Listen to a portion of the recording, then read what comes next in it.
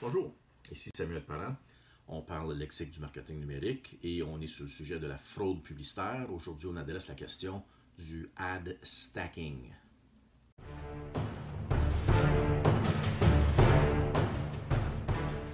Le stacking est une tactique frauduleuse par laquelle un esprit malveillant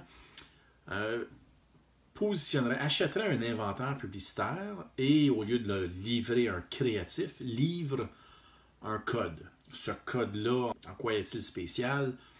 Il est en quelque sorte un code publicitaire, mais un espace publicitaire, dans lequel se retrouvera 5, 10, 15, 500, un nombre inconnu de publicités empilées une par-dessus l'autre, dont il y en a une à l'écran qu'on voit, et toutes les autres cachées derrière. C'est toujours des publicités de la même dimension, donc ça peut être format babillard, ça peut être format super bannière, ILO ou autre, et on ne sait jamais il y a combien. Et à l'écran, quand on la regarde, la pub, on ne sait pas qu'il y a une publicité cachée derrière. Ça, c'est tout fait avec l'indice Z et la publicité du sommet ou à l'avant, elle a l'indice le plus élevé. Chacune a une couche plus proche du zéro qu'autre chose parce qu'il y en a qui peuvent avoir des extensions et on ne veut pas que les extensions débordent s'il y a un mouvement de souris au-dessus d'un créatif et l'extension d'un visuel arrière s'extensionne à gauche, à droite, en haut, en bas. Ça aurait de l'air bizarre et ça alerterait immédiatement qu'il y a une fraude en cours. Donc, elles sont tous en fond et elles s'ouvriraient essentiellement en arrière du site web, à moins que la publicité soit contenue dans un iframe. Si tel est le cas, elle peut s'extensionner, mais elle s'extensionne dans le vide parce que le iframe limite l'espace au 300 par 250 par exemple. Alors, comment est-ce que ça constitue une fraude?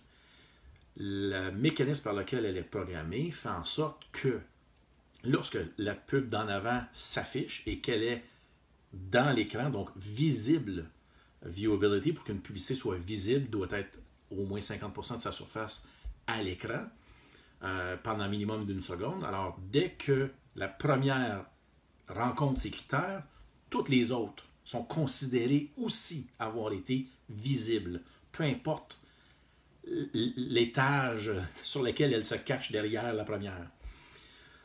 Secondement, la première s'affiche, c'est une impression. Toutes les autres aussi viennent de compter une impression. Si quelqu'un clique sur la pub en avant, toutes les autres enregistrent un clic eux aussi.